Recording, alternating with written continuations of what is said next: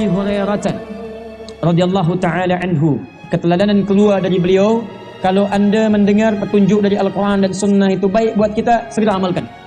Jangan tunda. Sahabat Nabi cepat mengamalkan. Anda bukan sahabat Nabi, kenapa menunda? Apa hadisnya? Qala Rasulullah sallallahu alaihi wasallam.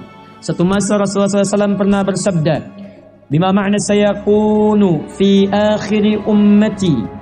Di riwayat lain sayakunu fi akhir zamani, akan nampak nanti di akhir-akhir zaman, akan nampak nanti di akhir-akhir masa umatku, dajjaluna kadzabun, manusia-manusia para pendusta, pengikut Dajjal. Jadi ingat baik-baik ini ya. Dalam hadis itu ada dua jenis kalimat Dajjal.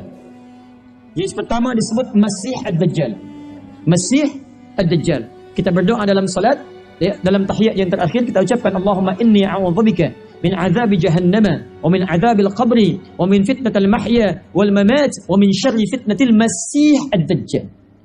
Kalau disebutkan kalimat Dajjal dengan Masih, itu maknanya makhluknya, Dajjalnya, bermata satu, tanda dekat kiamat, dan dia iblis yang paling besar yang akan muncul di akhir masa. Tapi kalau disebutkan Dajjal tanpa kalimat Masih, maka itu sebagian dari sifat-sifatnya. Apa diantaranya? Simak baik-baik.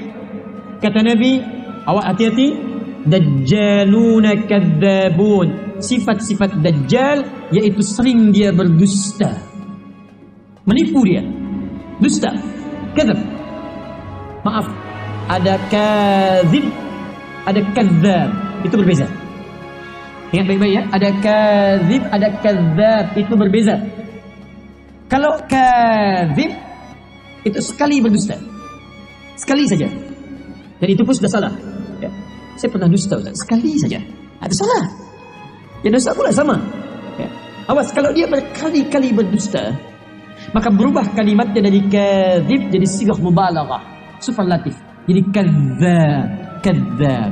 Kata Nabi, di akhir masa ini akan ada nanti orang yang punya sifat-sifat Dajjal, yaitu terbiasa dia berdusta.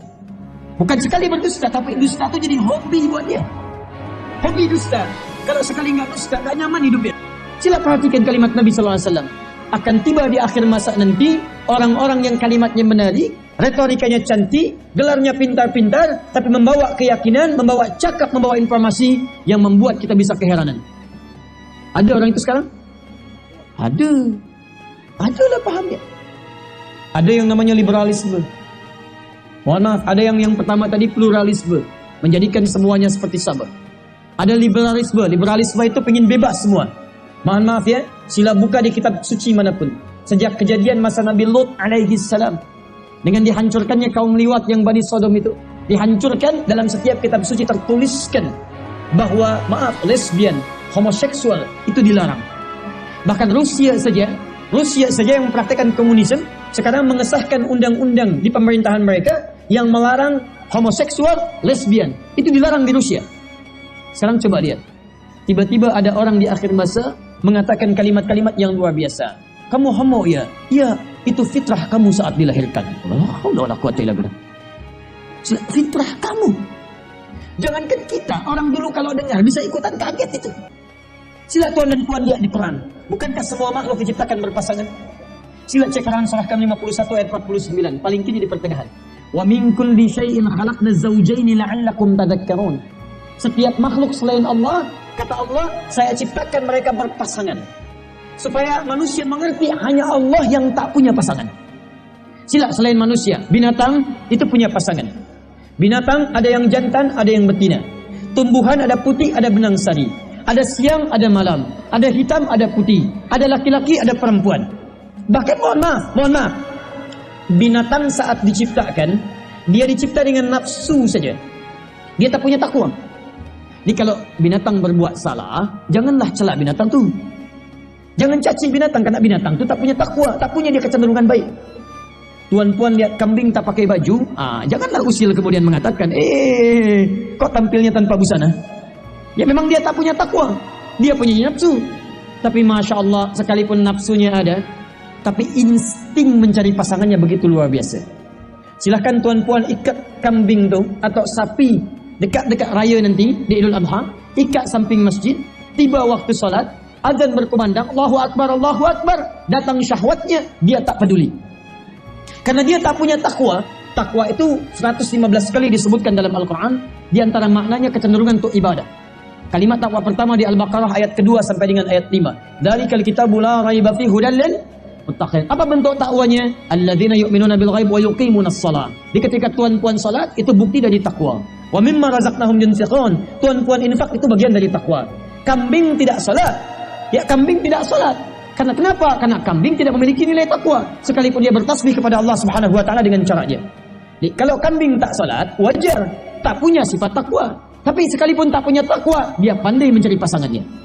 Sila cek, diikat samping masjid, adzan berkumandang, datang hasratnya, kambing jantan akan memburu kambing betina.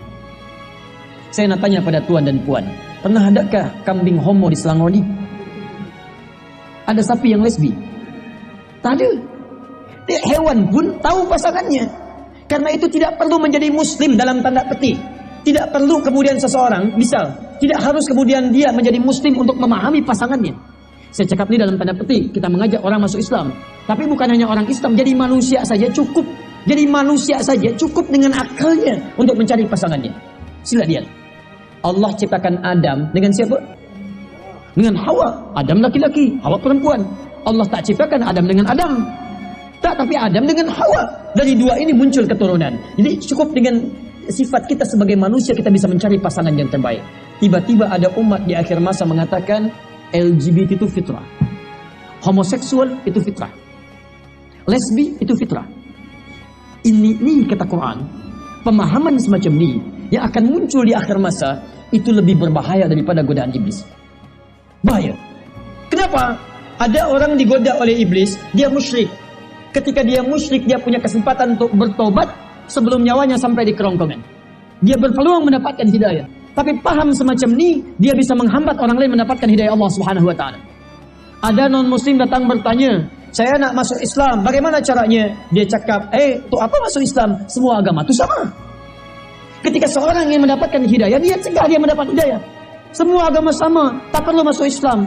Kamu bisa menyembah Allah dengan cara kamu. Dia, saya ingin bertobat pada Allah, saya berbuat salah, saya punya penyakit seperti ini. Tak perlu, itu fitrah kamu dalam kehidupan Allah.